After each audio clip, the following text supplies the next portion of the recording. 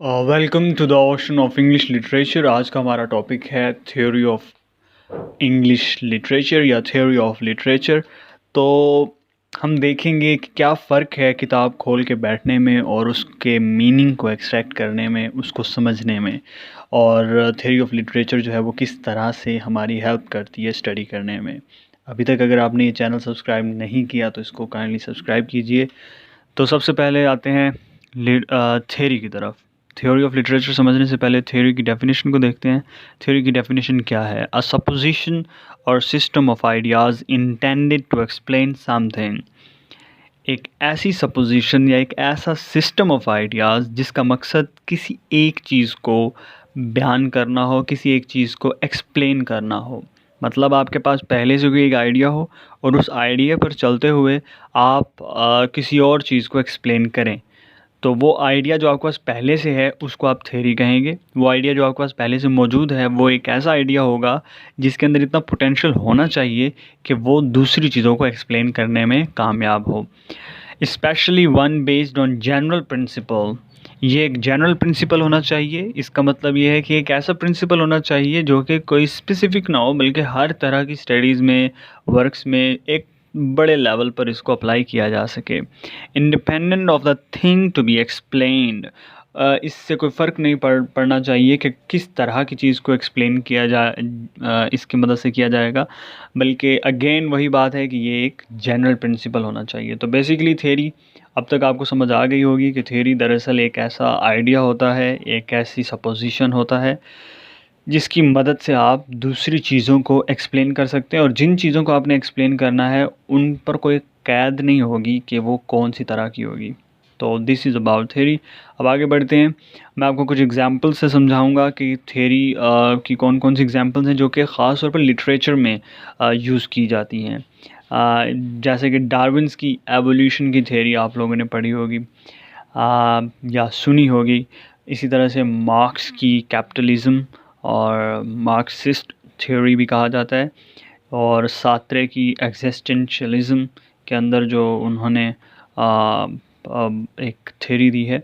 इसी तरह से डिसॉर्डर्स की स्ट्रक्चरलिज्म की थ्योरी, नॉम चॉम्स्की की मेंटलिज्म की थ्योरी, और आजकल कंटेम्प्रेरी थ्योरी भी इसे कहा जा सकता है, क्योंकि वॉर इरा के बाद पोस्ट कॉलोनियलिज्म और इस तरह से इसको स्टडी करने के लिए जैक्स डेरिडा की थ्योरी।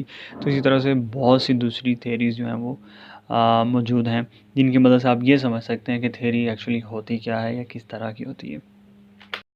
अब हम बात करते हैं लिटरेचर की कि लिटरेचर है क्या। लिटरेचर कोई स्पेसिफिक इंग्लिश का लिटरेचर ही लिटरेचर नहीं होता, बल्कि ये अदब है।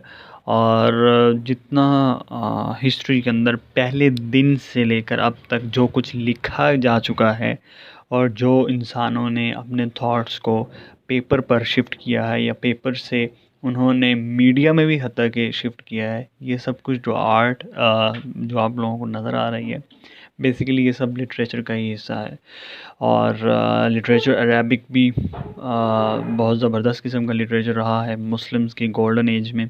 इसी तरह से एंशिएंट लिटरेचर में अगर हम मिडल ईस्ट का लिटरेचर मुस्लिम्स का उठाएं, या ग्रीक्स का लिटरेचर उठाएं, यूनानियों का, और इसी तरह से चाइनीज़ लिटरेचर, हर रीजन में, हर इलाके में बोले जाने में, जहाँ पर अगर जिस इलाके में जो ज़बान बोली जाती है, दरअसल वो वहाँ का कल्चर और वहाँ का लिटरेचर कहलाता है। तो लिटरेचर की कोई ख़ास डेफिनेशन नहीं है, लेकिन एग्ज़ाम्स पॉइंट ऑफ व्यू से या एकेडमिक पॉइंट ऑफ व्यू से हम 2 से 3 डेफिनेशन इसकी देखेंगे। पहली डेफिनेशन जो हमारे सामने है वो है ऑक्सफोर्ड डिक्शनरी की डेफिनेशन, जो कहती है literature is written works specially those considered of superior or lasting artistic merit. तो मैं आपको पहले ही बता चुका हूँ कि लिटरेचर जो है उसकी कोई ख़ास डेफिनेशन नहीं है, लेकिन ऑक्सफोर्ड डिक्शनरी के मुताबिक लिटरेचर बेसिकली उन रिटन वर्क्स को कहा जाएगा जिनके अंदर सुपीरियर या लास्टिंग किस्म के आर्टिस्टिक मेरिट होंगे। मतलब जिनके अंदर वही ज़ौक़ वाली बात है, जिनके अंदर आर्टिस्टिक वैल्यूज़ जो हैं वो मौजूद होंगी, तो उसको लिटरेचर कहा जाएगा ऑक्सफोर्ड डिक्शनरी के मुताबिक। अगर हम ब्रिटानिका एक बहुत ही अच्छी वेबसाइट है, और ये लोग भी नॉलेज पर बहुत ज़बरदस्त इनका काम है। अगर आपको इम्पोर्टेंट वर्क्स और ऑथेंटिक जो है वो फैक्चुअल डेफिनेशन वगैरह चाहिए हो तो आप इस साइट को विज़िट कर सकते हैं। तो इनके मुताबिक literature a body of written works, again written works की बॉडी है। The name has traditionally been applied to those imaginative works of poetry. अब इसमें ज़्यादातर जो है वो इमेजिनेशन का बहुत ज़्यादा रोल है, और उनको वो भी imagination works of poetry and prose. तो उनके हवाले से जितने भी मतलब पोइट्री शायरी की गई है या प्रोज नसर में काम किया गया है, distinguish by intentions of their authors, और उनको उनके ऑथर्स की जो इंटेंशंस हैं, जो उनके पर्पसेस हैं, जिस वजह से उन्होंने काम लिखा, उसकी वजह से उन्हें डिस्टिंग्विश अलहदा कैटेगराइज किया जाता है। तो उनको लिटरेचर का हिस्सा कह सकते हैं, या बजाते ख़ुद वो वर्क्स जो हैं वो लिटरेचर हैं। And the perceived aesthetic excellence, अब जिस जिस तरह का उस काम का इफ़ेक्ट होगा, अब मिसाल के तौर पर अगर मैं पाकिस्तान के अंदर रहते हुए यहाँ के चंद शोरा की एग्जांपल दूँ आपको, जैसे कि परवीन शाकिर हैं, तो उनके जो शेर हैं उनका एक अलग जो है वो उनको एक अलग एंगल से परसीव किया जाएगा। जबकि अल्लामा इकबाल साहब हैं तो उनके अशआर को एक अलग एंगल से परसीव किया जाएगा। इसी तरह से आजकल जॉन इलिया जो हैं वो बहुत हिट जा रहे हैं, आजकल की यूथ उन्हें बहुत ज़्यादा अप्रिशिएट कर रही है। तो इसी तरह से हर एक आप राइटर्स को भी काउंट कर सकते हैं, जिनमें आप मंटू को लोग पढ़ते हैं। इसी तरह से अगर बहुत ही रीसेंट एग्जांपल दूँ, लिविंग एग्जांपल दूँ, तो खलील कमर हैं। तो इस तरह से बहुत आप लोग एग्जांपल्स जो हैं वो उठा सकते हैं। तो हर एक राइटर, हर एक वर्क और हर एक शायरी, हर एक पोइट्री जो है वो अपने ही अंदाज में मुख्तलिफ जो है वो एस्थेटिक वैल्यूज़ या एस्थेटिक एक्सीलेंस जो है वो रखती है। और जिस तरह से चंद शोरा जो हैं वो मुख्तलिफ़ सामीन और मुख्तलिफ़ लोगों के दरमियान मुख्तलिफ़ कैटेगरी और मुख्तलिफ़ हैसियत और मुख्तलिफ़ वैल्यूज़ रखते हैं, बिल्कुल इसी तरह जो लिटरेचर है उसके अंदर भी जो है वो फ़र्क करना बेसिकली बहुत मुश्किल हो जाता है, इसी वजह से, क्योंकि हर शख्स एक ही तरह का ज़ौक़ नहीं रखता। इसके अलावा थॉट को की डेफिनेशन देखते हैं। Literature most commonly refers to works of creative imagination. ज़्यादातर जो क्रिएटिव इमेजिनेशन का जो वर्क है उसको हम लिटरेचर कहते हैं मोस्ट कॉमनली, इंक्लूडिंग, अब इसमें पोइट्री आ जाती है, फिक्शन आ जाती है जिसका रियलिटी से कोई लिंक नहीं, नॉन फिक्शन आ जाता है जो कि जिसका फिक्शन से कोई लिंक नहीं, and in some instances journalism and song. Journalism और सॉन्ग भी कुछ हद तक जो है आप कह सकते हैं कि वो भी लिटरेचर का हिस्सा है, ऐसा कहना है थॉट को का। तो ये 3 डिफरेंट हमने डेफिनेशंस पढ़ी हैं, और आपने देखा कि इनमें काफ़ी फ़र्क था। कुछ का कहना है कि पोइट्री इमेजिनेशन जो है वो लिटरेचर है, कुछ का कहना है कि all body of written works वो लिटरेचर है, और एक का कहना है कि एस्थेटिक मेरिट जिसमें पाए जाएँ और सुपीरियर और लास्टिंग किस्म के वो लिटरेचर है। अब हम आगे बढ़ते हैं और एज़रा पॉन्ड से पूछते हैं कि वो क्या कहते हैं लिटरेचर के बारे में। तो उनका ये कोट है कि great literature is simply language charge with meaning to the utmost possible degree. मतलब एक सिंपल सी लैंग्वेज भी एक बहुत ग्रेट लिटरेचर हो सकता है, बस शर्त ये है कि उस लैंग्वेज के अंदर मीनिंग पाया जाए, और वो मीनिंग जो है वो अपनी हाईएस्ट पॉसिबल डिग्री को जो है वो मीट करना चाहिए। तो ये एज़रा पॉन्ड की तरफ से एक डेफिनेशन है। Ezra pond is a well known writer, you can say. अब वर्जीनिया वुल्फ से अगर हम पूछें तो ये बेसिकली सिर्फ मैंने इंग्लिश राइटर्स को सिलेक्ट किया, आप अरेबिक राइटर्स को भी अप्रोच कर सकते हैं, चाइनीज़ राइटर्स की तरफ भी जा सकते हैं, रशियन, अमेरिकन, बल्कि एक आधा रशियन भी मेरे ख्याल से हमारे इस टॉपिक में आ जाएंगे। उनसे भी हम पूछेंगे कि उनका लिटरेचर के हवाले से क्या व्यू है। तो वर्जीनिया वुल्फ कहती हैं कि literature is स्ट्रीन with the wreckage of those who have minded beyond reason the opinion of others। तो इनके मुताबिक लिटरेचर जो है वो बेसिकली उन ख़ास लोगों का एक आप कह लें कि विरासत है, जिन लोगों ने आम लोगों की जो ओपिनियंस हैं उनसे हट कर काम किया, या उनसे हट कर जो है उन्होंने चीज़ों को समझा आम लोगों से। तो ऐसा कहना है वर्जीनिया वुल्फ का। अगर हम पूछें अल्फ्रेड नॉर्थ वाइटहेड से तो वो कहते हैं it is in the literature that the concrete outlook of humanity receives its expression. तो इनके मुताबिक जो असल इंसानियत और ह्यूमैनिटी की जो आउटलुक है, जिसको शायद वो आउटलुक जो है वो उसकी कोई इमेज जो है वो ना देखी जा सके विदाउट लिटरेचर। तो this is only possible through literature. ये सिर्फ लिटरेचर के ज़रिए मुमकिन है कि हम ओरिजिनल और कंक्रीट आउटलुक ऑफ ह्यूमैनिटी जो है उसको एक्सप्रेस कर सकें। जेम्स हेनरी या हेनरी जेम्स, इनका कहना है कि it takes a great deal of history to produce a little literature. अब इसमें फ़र्क समझें कि जो पहले वाला कोट हमने देखा और इस कोट में कितना फ़र्क है कि यहाँ पर हिस्टोरिकल पॉइंट ऑफ व्यू से लिटरेचर को लिटरेचर कहा जा रहा है, और वो कह रहे हैं कि लिटरेचर, अगर हिस्ट्री जिस शख्स ने नहीं पढ़ी, अगर उसको हिस्टोरिकल सेंस नहीं है, तो लिटरेरी जो सेंस है वो उसके अंदर डेवलप होना बहुत मुश्किल है, ऐसा कहना है हेनरी जेम्स का। तो ये हमने आज लिटरेचर को डिफ़ाइन किया। अब हम आते हैं अपने आज की टॉपिक की तरफ, जो हमारा आज का टॉपिक था कि लिटरेरी थेरी या थेरी ऑफ लिटरेचर क्या है। तो थेरी ऑफ लिटरेचर बेसिकली हमें बताता है कि एक लिटरेचर को हमने पढ़ना कैसे है, एक लिटरेचर के अंदर मीनिंग जो है वो फाइंड आउट कैसे करना है, एक लिटरेचर को किस अंदाज में, किस एंगल में, किस पर्सपेक्टिव में जो है वो रीड करना चाहिए, और डिफरेंट रीडर जो हैं वो उनको किस तरह से डिफरेंट परसीव कर सकते हैं। तो इस वजह से लिटरेचर को पढ़ने की भी, एक रीडिंग की भी एक जो है वो सेंस होनी चाहिए। अब पढ़ने से पहले हमें मालूम होना चाहिए कि लिटरेचर जो है वो किस तरह से एक दूसरे से डिफरेंट हो सकता है। तो हिस्ट्री ऑफ लिटरेचर से आप अंदाज़ा कर सकते हैं कि लिटरेरी थ्योरी जो है वो किस तरह से काम करती है। तो एंशियंट लिटरेचर के अंदर अगर हम ग्रीक्स का लिटरेचर देखें तो एरिस्टोटल की पोएटिक्स उसको शुमार किया जाएगा, मतलब काफ़ी पुराना वर्क है ये। इसी तरह से एंशियंट इंडिया के अंदर भारता मुनि की किताब या उनका वर्क जो है नाट्य शास्त्रा, ये काउंट किया जाएगा। और इसी तरह से अगर आप रोम में चले जाएं, एंशियंट रोम के अंदर, तो वहाँ लॉन्गिनस का वर्क जो है ऑन द सबलाइम, उसको काउंट किया जाएगा।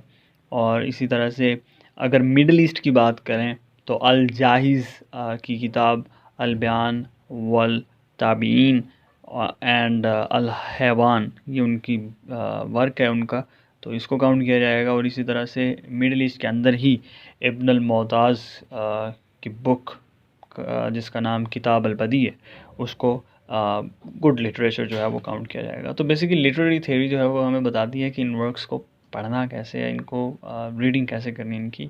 लिटरेरी थ्योरी ही ये क्वेश्चन करती है कि बेसिकली व्हाट इज़ लिटरेचर। तो यहाँ इन 5 के 5 वर्क के अंदर आपको बहुत एक दूसरे से डिफरेंस जो है वो नज़र आएगा, और वो डिफरेंट जो है वो रीजनल डिफरेंट है, ठीक है। तो उस बुनियाद पर ये फ़र्क है। तो ये हमें लिटरेरी थ्योरी गाइड करती है कि किस तरह से हमने जो है इनको पढ़ना है। तो बेसिकली यही थ्योरी ऑफ लिटरेचर है, जो कि आपको बताती है कि लिटरेचर को के बारे में क्वेश्चंस आपने कैसे करने हैं, उसके बारे में स्केप्टिक जो है वो कैसे होना है। फर्डिनेंड डी सॉशर का इसमें बहुत अहम हाथ है।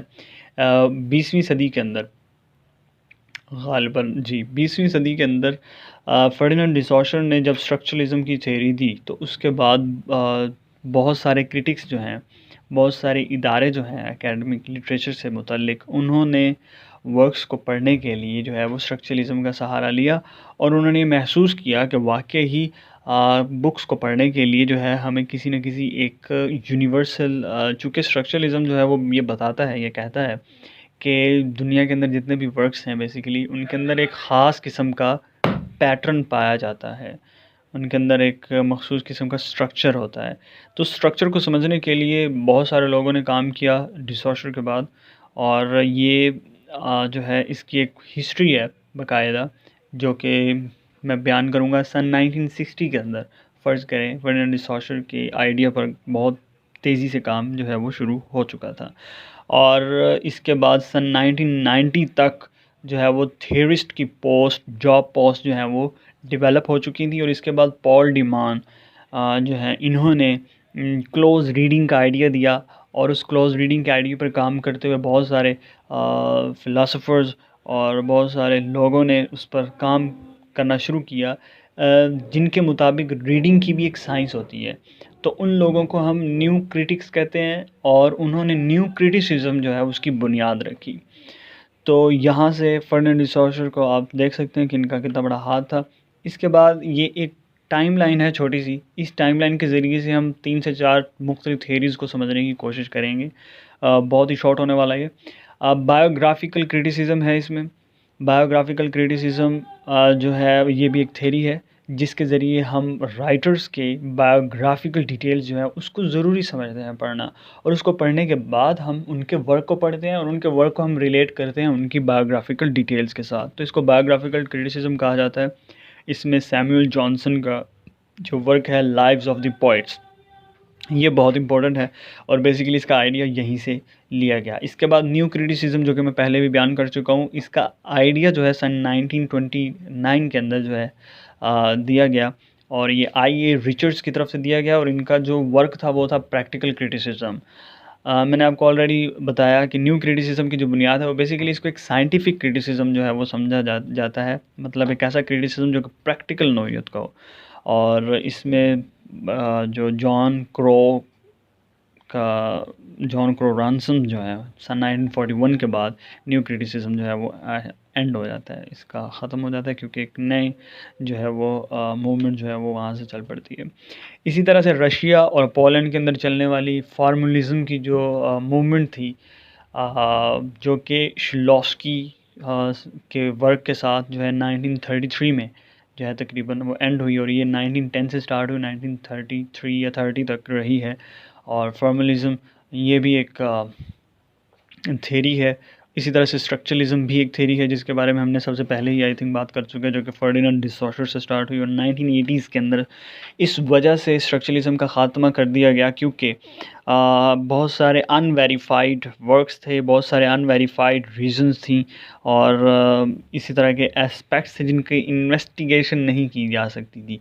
तो इस वजह से स्ट्रक्चरलिज्म जो है वो बाद में पोस्ट स्ट्रक्चरलिज्म, जिसके अंदर स्ट्रक्चरलिज्म से पहले के और स्ट्रक्चरलिज्म के बाद के जो नताइज हैं या एस्पेक्ट्स हैं वो स्टडी किए गए।